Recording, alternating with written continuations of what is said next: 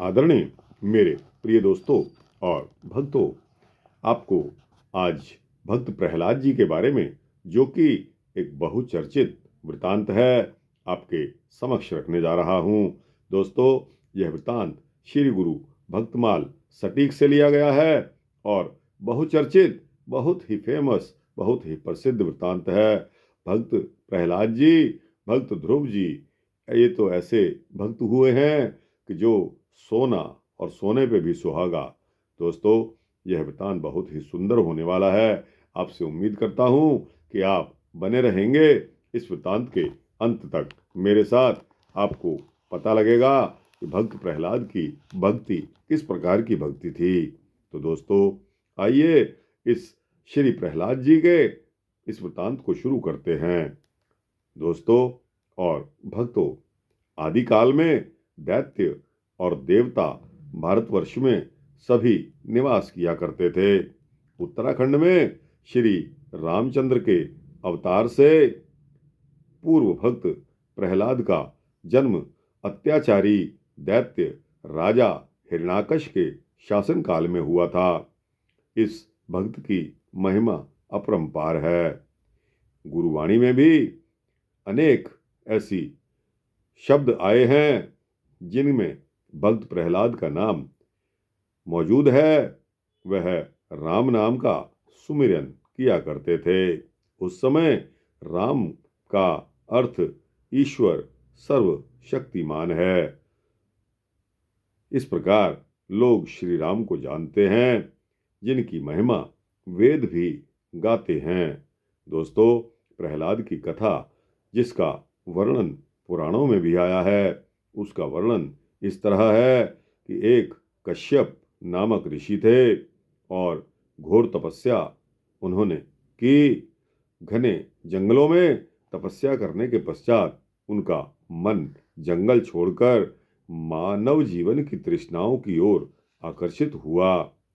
सामाजिक बंधनों की लालसा में घूमते हुए उनका मन दिति नाम की एक सुंदर नवयौवन कन्या को देखकर डोल गया। उसने दिति से विवाह करने का प्रस्ताव रखा, जिसे द्विति ने स्वीकार कर लिया। अपने माता पिता की स्वीकृति से दिति ने अश्यप ऋषि से विवाह रचा लिया। दोस्तों, कश्यप ऋषि से जब विवाह रचा लिया तो कुछ समय के बाद दिति ने गर्भ में 2 पुत्रों और 1 पुत्री का जन्म हुआ। पुत्रों का नाम हिरण्यकशिपु तथा हिरण्याक्ष और पुत्री का नाम होलिका था। बड़े होने पर दोनों पुत्रों ने तीनों लोकों में हाहाकार मचाकर अपना राज्य कायम कर लिया। एक दिन हिरण्यकशिपु के अत्याचार को देखकर श्री हरि विष्णु ने विराट रूप में हिरण्यकशिपु का वध कर दिया। उसकी मृत्यु से डरकर उसके भाई हिरण्याक्ष ने सोचा कि विराट भगवान कहीं उसका भी वध ना कर दें, इसलिए वह बहुत भयभीत हो गया। विराट, क्योंकि देवता तथा हिरण्याक्ष दैत्य था, देवताओं से मुकाबला करना बहुत कठिन था। लेकिन अपने भाई हिरण्यकशिपु के वध का प्रतिशोध लेने के लिए हिरण्याक्ष क्रोधित होकर रास्ता खोजने लगा। अंत में उसने ब्रह्मा जी को प्रसन्न कर लिया और उनसे वर प्राप्ति के लिए घोर तप करके आंधी, बरसात, बर्फ, गर्मी, सर्दी आदि को सहन करते हुए इतना कठिन तप किया कि इंद्र जैसे देवता भी घबरा गए। इंद्र ने हिरण्याक्ष की राजधानी पर हमला करके लूट मार मचा दी, जिनमें अनेक दैत्य मारे गए और हिरण्याक्ष की गर्भवती पत्नी क्यादु को लेकर इंद्र देवता स्वर्गलोक चल पड़े। जब इंद्र हिरण्याक्ष की पत्नी क्यादु को लेकर जा रहे थे तो मार्ग में नारद मुनि जी उनको मिल गए। नारद मुनि जी तो त्रिकालदर्शी थे ही। उन्होंने अपनी दिव्य दृष्टि से यह देख लिया कि क्यादु ऐसे बालक की माँ बनने वाली है, जिसका सितारा बहुत ही उज्जवल है और वह भक्त बनेगा। नारद मुनि ने इंद्र से कहा कि हे देवराज, लड़ाई तो पुरुषों से होती है, स्त्री पर हाथ उठाना उचित नहीं है।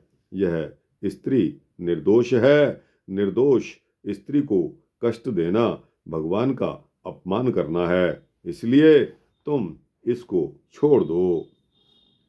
पहले तो इंद्र इधर उधर की बातें करने लगे, फिर उनको नारद मुनि की महिमा और दिव्य दृष्टि का भी ध्यान आ गया, तो उन्होंने हिरण्याक्ष की पत्नी क्याधु को छोड़ दिया। नारद मुनि क्याधु को अपने आश्रम में ले गए और अपनी पुत्री की तरह उसकी देखभाल की। दैत्य कन्या और हिरण्याक्ष दैत्य की पत्नी क्याधु नारद मुनि के आश्रम में रही तो उसका जीवन आचरण बिल्कुल ही बदल गया। वह भक्ति और हरि नाम का जाप करने लगी।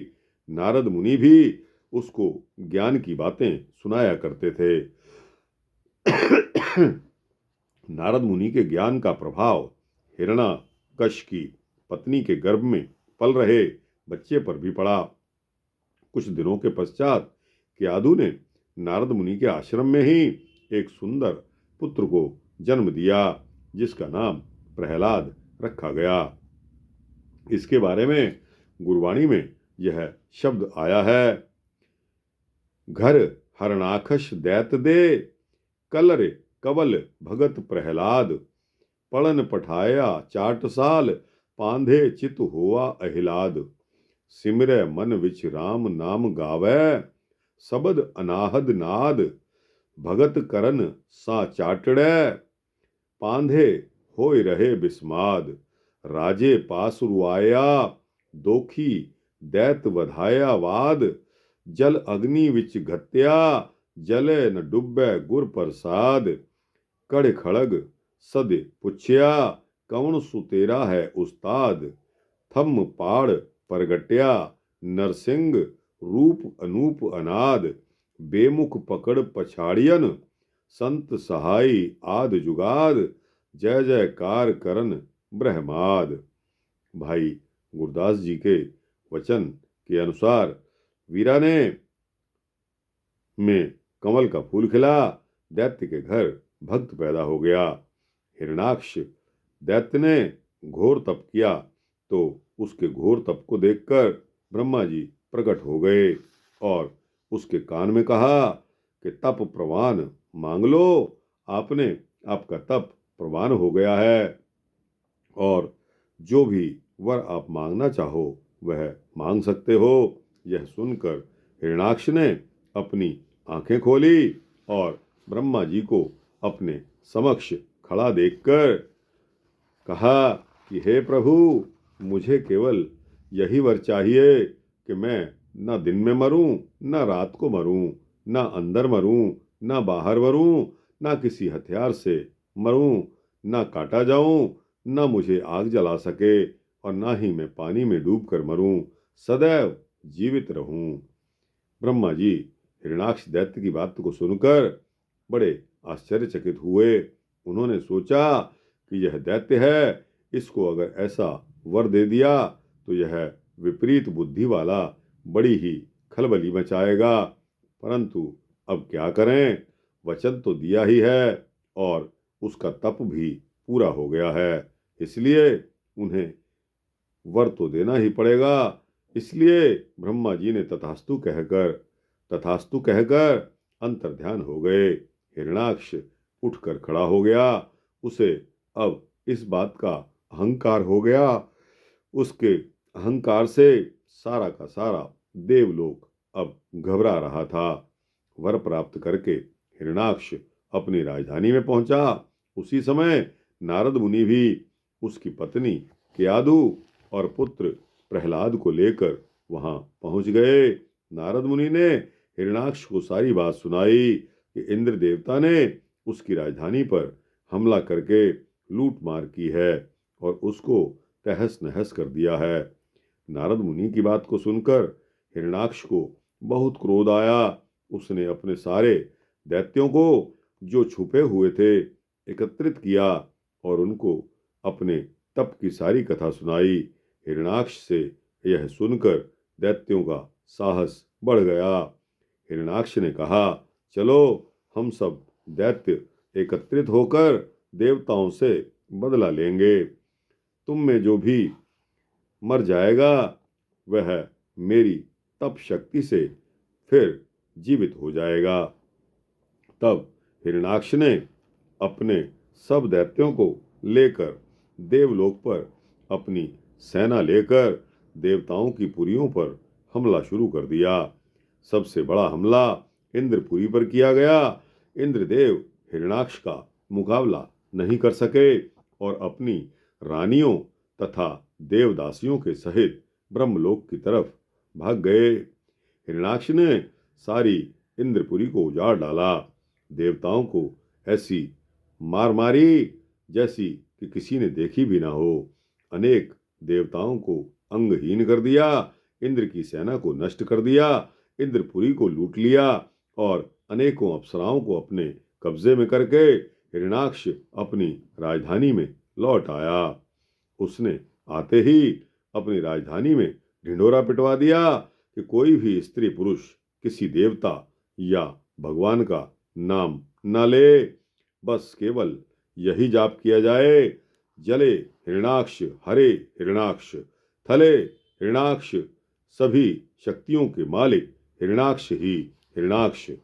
सभी देवता घबराकर भयभीत हो गए। उनकी बर्बादी का समय आ गया। सारे प्रमुख देवता भगवान विष्णु के पास फरियाद लेकर गए और जाकर पुकार की कि हे प्रभु, आपकी महिमा तो आलोप हो रही है। सभी देवी देवताओं का नाम यहाँ से मिटाया जा रहा है। विचार कीजिए, इस तरह धर्म और नेकी तो आलोप ही हो जाएगी और अधर्म, पाप और शैतानी शक्तियाँ को वर देकर ब्रह्मा जी ने ठीक नहीं किया। सभी देवता इस तरह तो मारे ही जाएंगे। श्री हरि विष्णु जी ने ब्रह्मा जी को बुलाया और पूछा कि आपने हिरण्याक्ष को ऐसा वर क्यों दिया? सभी देवता भयभीत हैं। तब ब्रह्मा जी ने कहा, हिरण्याक्ष ने कठोर तप करके मुझसे यह वर प्राप्त किया है। अब इसकी मृत्यु का कोई उपाय आप स्वयं ही बताएं। बहुत सोच विचार कर श्री हरि विष्णु ने कहा कि हे देवताओं, घबराओ मत। धर्म ही प्रायः राज करता है, अधर्म की शक्ति राज नहीं करती। हिरण्याक्ष की मृत्यु का कारण उसका अधर्म तथा अहंकार होगा। हिरण्याक्ष के घर प्रहलाद नाम का जो पुत्र हुआ है, उस बालक के हृदय में राम नाम का प्रकाश होगा। यह विधि हिरण्याक्ष की मृत्यु का कारण बनेगी। चिंता मत करो, धर्म और अधर्म की लड़ाई आरंभ हो जाएगी। यह सुनकर सभी देवता प्रसन्न हो गए। वह अपने अपने स्थानों पर चले गए। उनके जीवन का अंधकार दूर हो रहा था। श्री हरि विष्णु ने हिरण्याक्ष को मारने के लिए अपने प्रयत्न आरंभ कर दिए। उन्होंने बालक प्रहलाद के हृदय में ज्ञान और भक्ति के दैवीय गुण प्रकट कर दिए। जब प्रहलाद 6 वर्ष के हुए तो उसे पाठशाला में पढ़ने के लिए भेजा गया। उस पाठशाला में और भी बहुत से लड़के पढ़ा करते थे। पाठशाला के मुख्य अध्यापक का नाम संडा मरका था। वह प्रसन्न हुआ कि राजपुत्र प्रहलाद के पढ़ने आने के कारण उसकी बहुत शोभा होगी, शोभायमान होगा, उसकी शोभा बढ़ जाएगी, उसको बहुत कुछ मिल जाएगा और उसके जन्म जन्मांतर की भूख भी मिट जाएगी। उसने बड़ी खुशी खुशी प्रहलाद को पढ़ाना शुरू कर दिया। आरंभिक शिक्षा शुरू कर दी। बुनियादी अक्षर पढ़ाने से पहले अध्यापक ने सब बालकों से कहा कि सभी कहो कि हिरण्याक्ष महाराज की जय। सब ने कहा हिरण्याक्ष महाराज की जय। परंतु बालक प्रहलाद खड़ा खड़ा देखता रहा और चुप रहा। इस तरह कुछ दिन बीत गए। प्रहलाद के अध्यापक ने देखा कि प्रहलाद हिरण्याक्ष का नाम नहीं लेता, वह नाम लेने के समय चुप हो जाता है। यह सब विष्णु भगवान की प्रेरणा थी। उन्होंने लीला तो करनी ही थी, सो खेलने लग पड़े। अध्यापक संडे भरके ने प्रहलाद से प्रेम से कहा, प्रहलाद बेटा, श्री हिरण्याक्ष महाराज की जय, उनका नाम लो। प्रहलाद बोला, गुरुजी, हिरण्याक्ष तो मेरे पिताजी का नाम है, भला मैं अपने पिताजी का नाम कैसे ले सकता हूँ? ऐसा कैसे हो सकता है? अध्यापक ने कहा, यह ठीक है कि वो तुम्हारे पिता हैं, तुम बड़ी अच्छी किस्मत वाले हो, परंतु उन्होंने तपस्या के बल पर सभी देवी देवताओं को जीता हुआ है, वह अमर हो गए हैं और कभी मर नहीं सकते। यह उनका ही आदेश है कि भगवान का नाम न लेकर उनका नाम लिया जाए। श्री हिरण्याक्ष, जले थले हिरण्याक्ष। यह सुनकर प्रहलाद जी मुस्कुरा गए। विष्णु जी की कृपा से उसकी आत्मा एक वृक्ष ऋषि की तरह ज्ञान प्रकाशमान हो गई। उसको सच्चे धर्म का ज्ञान हो गया और उसकी जुबान पर एक ही नाम आया, राम नाम। जले थले अग्नि हवा सब में राम राम, भगवान राम। गुरु जी देवताओं से भी ऊपर एक भगवान है। राम को पिताजी ने विजय नहीं किया, इसलिए सबका दाता राम ही है। प्रहलाद के मुख से ऐसी बातें सुनकर अध्यापक की आत्मा डर गई। उसने जान लिया कि यह अवश्य ही कोई अवतारी बालक है। भला 6-7 वर्ष का बालक और इस प्रकार की बातें आत्मिक ज्ञान की करे तो बड़ी हैरत होती है। अध्यापक ने प्रहलाद को समझाने का बहुत प्रयत्न किया, जतन किए, मगर प्रहलाद नहीं माना। वह राम नाम को जपता रहा, जोर जोर से राम नाम जपने की धुनें गाने लगा। प्रभु ने ऐसी लीला रची जिससे हिरण्याक्ष राजा का ऐसा अपमान हुआ कि अध्यापक डर के मारे तड़प उठा। उसका शरीर थर थर कांपने लग गया।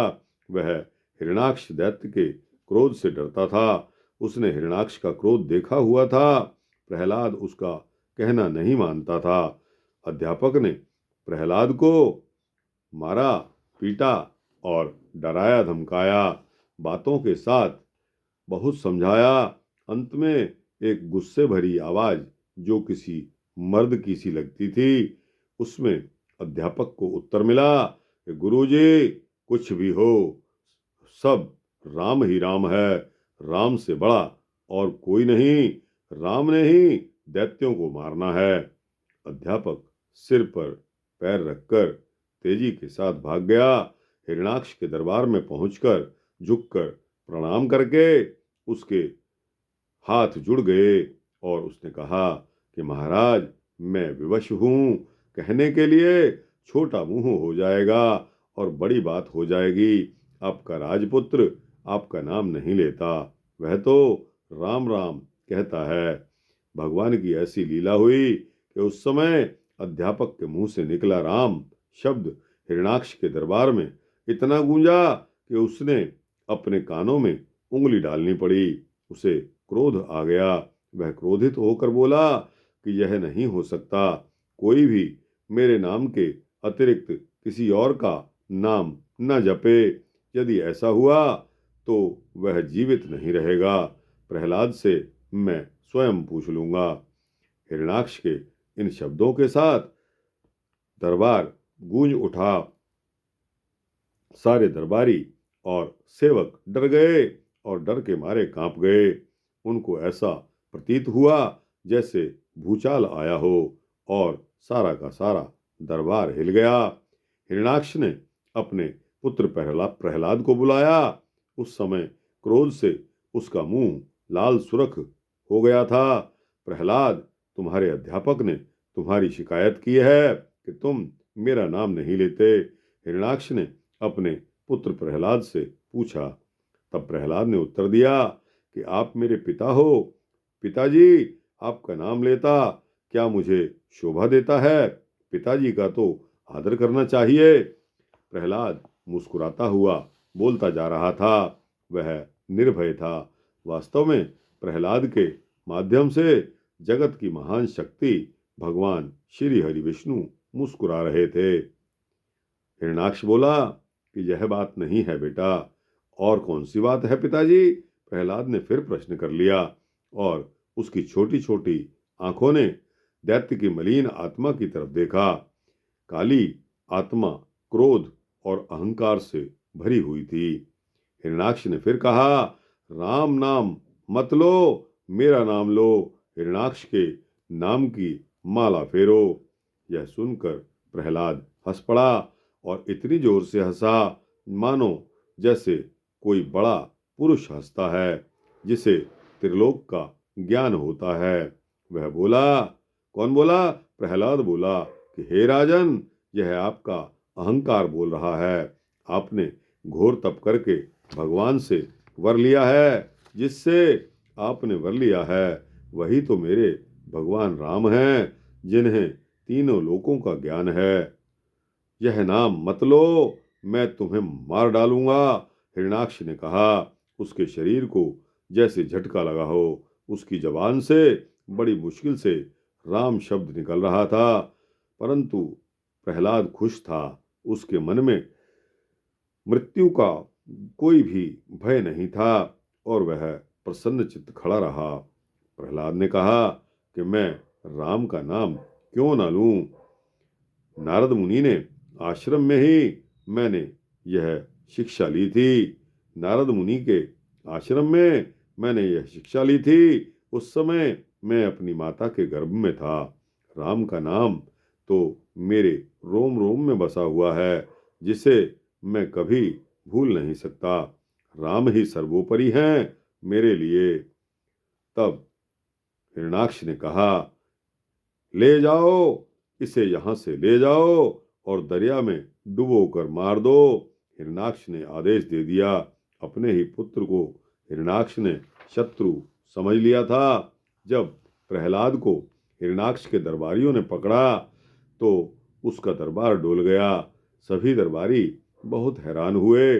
प्रहलाद की मां ने बहुत प्रार्थना की, मगर हिरणाक्ष ने उसकी एक ना सुनी। सारे दरबार में सन्नाटा छा गया। गम की लहर सब ओर दौड़ गई, मगर प्रहलाद फिर भी मुस्कुरा रहा था। उसके नेत्रों में एक अनोखी सी चमक आ रही थी। दैत्य प्रहलाद को पकड़कर चल पड़े, लेकिन हिरणाक्ष के भय से कोई ऊंची सांस भी नहीं लेता था। मगर सभी का दिल रो रहा था। क्यों? क्योंकि मासूम प्रहलाद सबको प्रिय लगता था। वह प्यारी प्यारी बातें करके सबको अपनी तरफ आकर्षित कर लेता था। रण नदी, जिसे आजकल सतलुज दरिया कहा जाता है, उस समय मुल्तान शहर के पास से ही गुजरती थी। मुल्तान ही हिरणाक्ष का शहर था। वह आधे पंजाब का राजा था।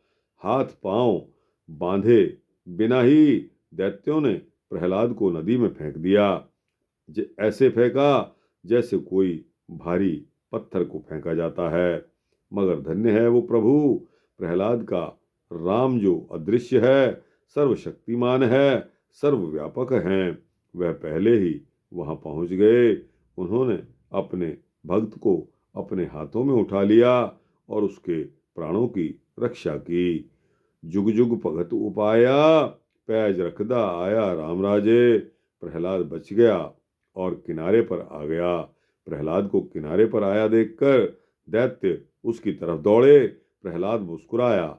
दुष्ट हिरणाक्ष को मारने के लिए ही भगवान ने यह सारा कौतुक रचा था।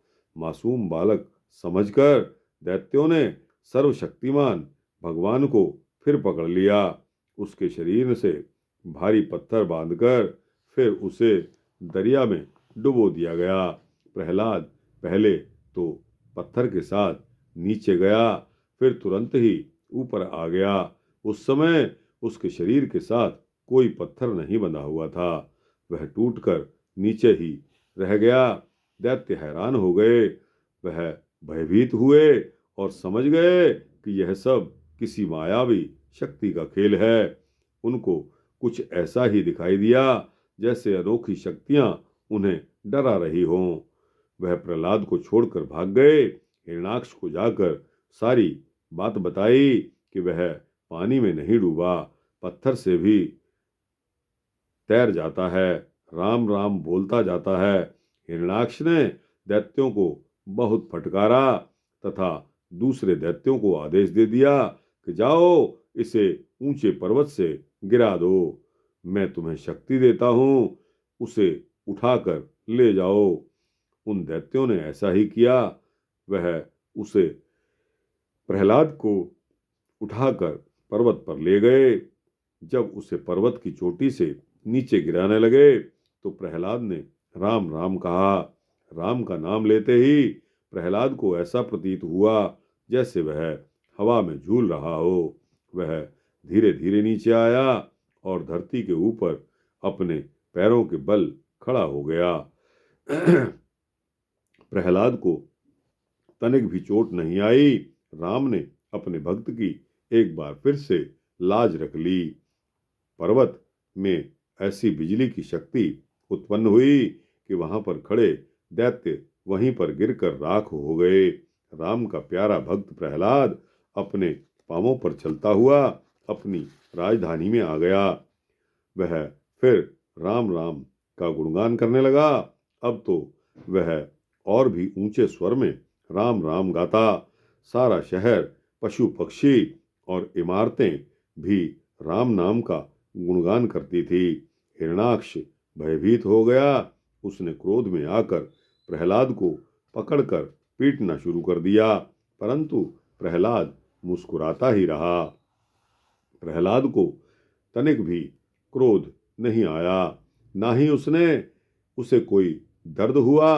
होलिका, हिरणाक्ष की जो बहन थी, उसे वर प्राप्त था कि अग्नि उसे जला नहीं सकेगी। उसको मायावी शक्ति देकर हिरणाक्ष ने कहा कि इस बालक को गोद में लेकर चिता में बैठ जाओ, चिता में आग लगेगी और प्रहलाद फलस्वरूप इसके जल जाएगा, मगर तुम मायावी शक्ति के कारण नहीं जलोगी। ऐसी औलाद से तो बे औलाद होना अच्छा है। होलिका ने ऐसा ही किया। वह प्रहलाद को गोद में लेकर चिता में बैठ गई।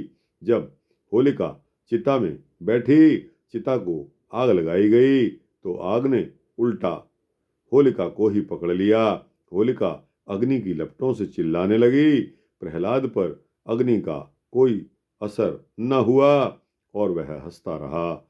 वह जैसे जैसे हंसता गया वैसे वैसे अग्नि की लपटें और तेज होती गई। जैसे जैसे अग्नि तेज होती गई, होलिका आग में चिल्लाती रही। जलती आग से वह बाहर नहीं आ सकी। होलिका अग्नि में जलकर राख हो गई। दैत्य और देवता सभी हैरान हो गए। धर्म का ऐसा खेल देखकर भक्तजन अत्यंत प्रसन्न हुए। प्रहलाद आग की लपटों में से बचकर कुशलतापूर्वक निकल आए। कड खड़ग सद पुछया, कवण सुतेरा है उस्ताद, थम पाड़ प्रगट्या, नरसिंह रूप अनूप अनाद। दैत्य हिरणाक्ष अपनी बहन होलिका के जलने पर बड़ा दुखी हुआ और उसकी कोई भी पेश नहीं चल सकी। पापी दुष्ट अहंकारी हिरणाक्ष ने आग बबूला होकर राम के भक्त प्रहलाद को लोहे के तपते हुए खंबे के साथ बांध दिया। तपते खंबे से भक्त प्रहलाद पर कोई असर नहीं हुआ और वह मुस्कुराने लगा। गुस्से से हिरणाक्ष लाल पीला हो गया और उसी तरह जैसे डूबता सूर्य लाल होता है, उसका अंतिम समय आ चुका था। अब हिरणाक्ष ने प्रहलाद से पूछा कि बताओ तुम्हारा रक्षक कौन है। तब प्रहलाद ने उत्तर दिया कि मेरा रक्षक राम है। फिर हिरणाक्ष ने कहा कि वो कहाँ हैं। तब प्रहलाद ने कहा कि मेरे पास मेरे साथ वह सर्वदा रहते हैं, घाट घाट में बसते हैं। बस जरा सा होश कर लो, तुम्हारी मृत्यु आई हुई है। तब हिरणाक्ष ने कहा कि मेरी मृत्यु नहीं, तुम्हारी मृत्यु आई है। यह कहकर हिरणाक्ष अपनी तलवार उठा लाया और तलवार उठाने ही लगा था कि सारा का सारा खंबा फट गया।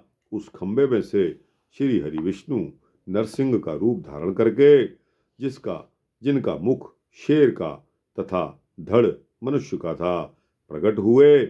भगवान नरसिंह अत्याचारी दैत्य हिरणाक्ष को पकड़कर शेर की तरह दहाड़ने लगे। उन्होंने हाथों से पकड़कर हिरणाक्ष के पेट को चीर डाला और उसकी आंतड़ियां बाहर निकाल दी। भगवान नरसिंह ने कहा, अहंकारी दैत्य, तुम्हारे पापों का घड़ा भर चुका है। देख, तू न दिन को मर रहा है और ना ही रात को। इस समय दिन अंदर बाहर है, धरती के ऊपर भी नहीं मर रहा। प्रभु ने कहा, ना तू किसी अस्त्र शस्त्र से मर रहा है, हाथों पर उठाकर घुटनों के ऊपर रखा हुआ है। नरसिंह भगवान ने यह कहकर हिरणाक्ष की यह लीला समाप्त कर दी। हिरणाक्ष के वध पर प्रहलाद एवं अन्य भक्त जन भगवान नरसिंह का गुणगान करने लगे। तदुपरांत भगवान नरसिंह का क्रोध शांत हुआ। तब उन्होंने भगवान विष्णु के रूप में दर्शन देकर भक्तों को कृतार्थ किया। उन्होंने भक्त प्रहलाद की भक्ति पर प्रसन्न होकर राजपाट प्रदान किया और धर्म का राज करने का उपदेश किया। सारे ब्रह्मांड में प्रहलाद की जय जयकार होने लगी।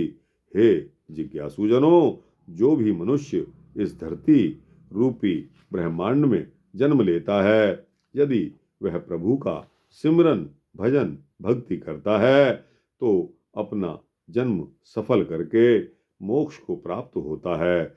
जैसा कि सतगुरु महाराज फरमाते हैं, जप मन माधो मधुसूदन हरि श्री रंगो, परमेश्वरो सत्य परमेश्वरो प्रभु अंतर्यामी, सब दुखन को हंता सब दुखन को दाता, हर प्रीतम गुण गाओ।